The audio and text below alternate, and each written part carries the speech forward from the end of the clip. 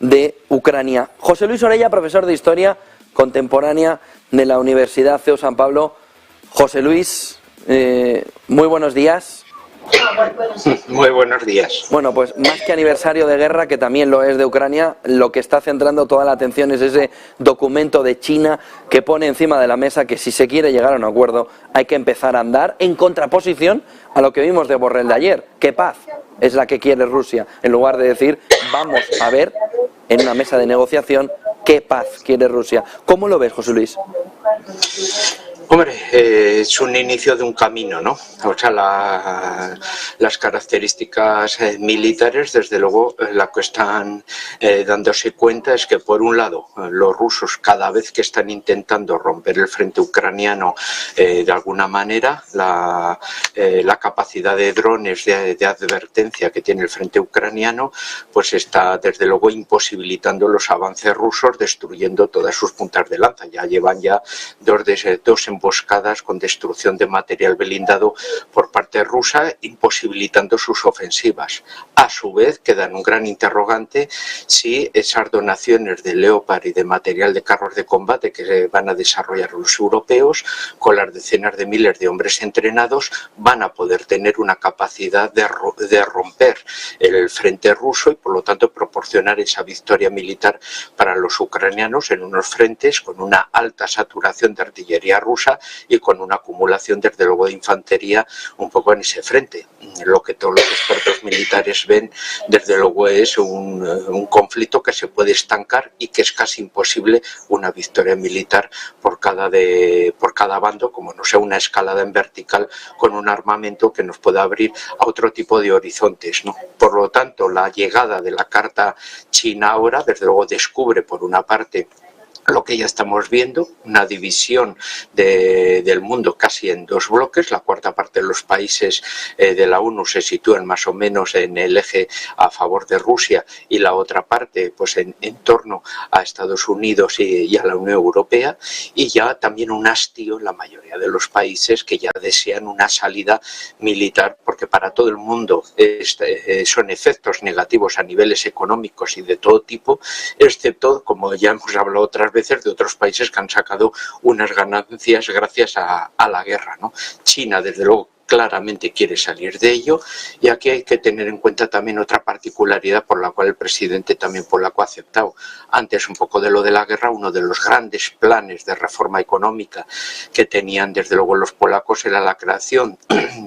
de un hub tecnológico y de transporte que haría de Polonia el gran puente de unión del mundo atlántico con el mundo de Oriente, ¿no? Y que transformaría casi a Polonia, pues bueno, pues en un punto, desde luego, estratégico a nivel de comercio internacional, no de Europa, sino también de esa ruta de la seda y con el mundo atlántico, ¿no?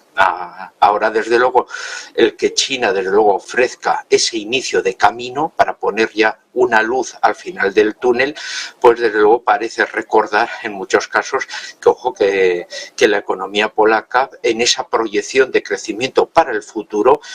estaba contando con mantener unas muy buenas relaciones con las economías del Extremo Oriente.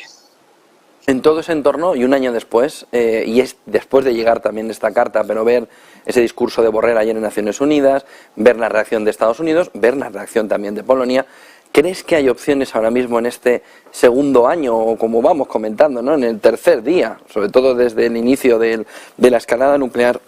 en el tercer día de esta Segunda Guerra Fría, de encontrar un proceso de negociación de paz que ponga fin a todo esto?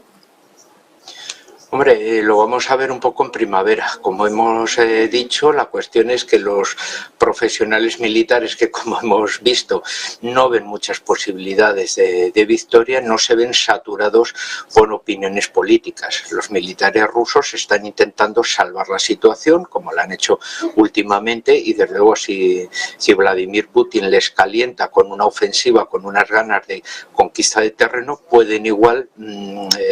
exponer sus unidades a una destrucción y por lo tanto que haya pues ese contraataque como sucedió con la ofensiva de Kharkov, en la cual perdieron miles de kilómetros cuadrados y que desde luego bueno pues significó una derrota moral muy importante, ¿no? Ahora con esa movilización, esa concentración, esa racionalización del frente que hizo en su momento Batkuikin, pues bueno, pues ha favorecido desde luego el que puedan retener ese pasillo terrestre, que es el que en definitiva están en reiteradas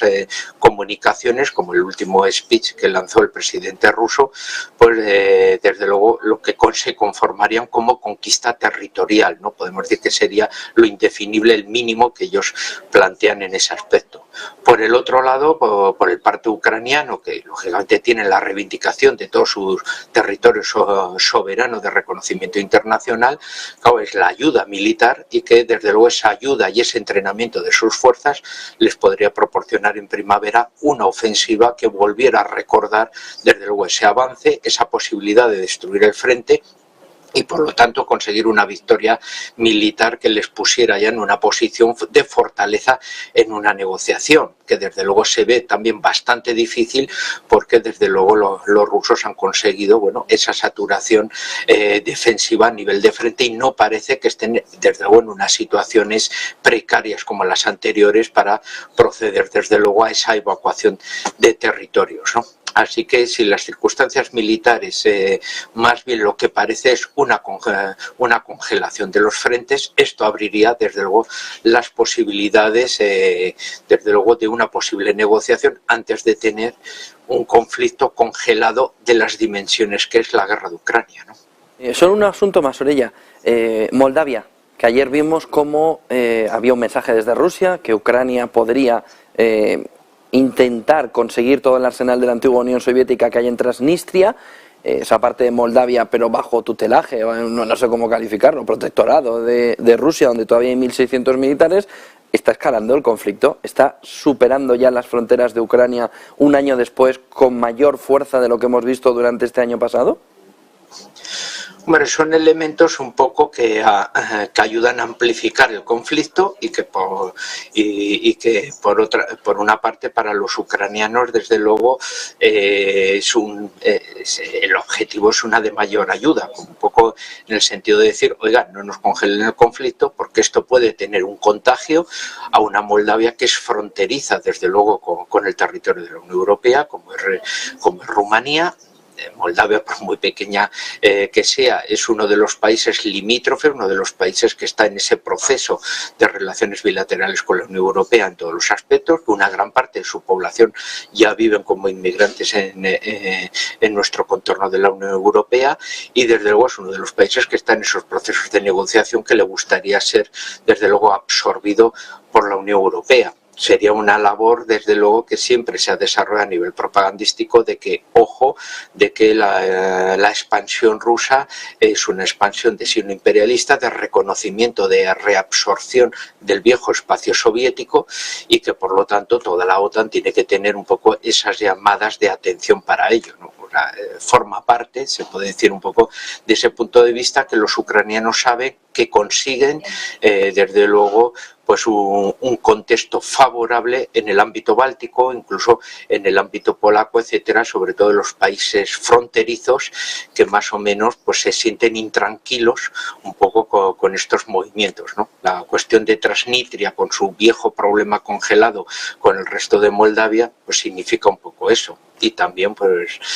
ya habría que poner aquí la lupa, bueno, pues ese viejo problema de una región secesionista que con su pasado desde luego y su población eslava que quiere formar parte de Rusia pero está absolutamente desconectada y que desde luego un avance ruso les podía proporcionar ese proceso de unión que no se ve por ningún lado que se pueda desarrollar y una Moldavia que en definitiva pues bueno pues está desde luego deseando pues integrarse dentro de la Unión Europea para tener bueno pues el nivel de vida del resto de los europeos, ¿no? Ellos que son un país que no ven posibilidades desde luego de ningún tipo, ¿no? José Luis Orella, profesor de Historia Contemporánea de la Universidad de San Pablo. Buen día y buenas clases, José Luis. Igualmente, gracias. Que paséis un buen día. 8:59 de la mañana, vamos a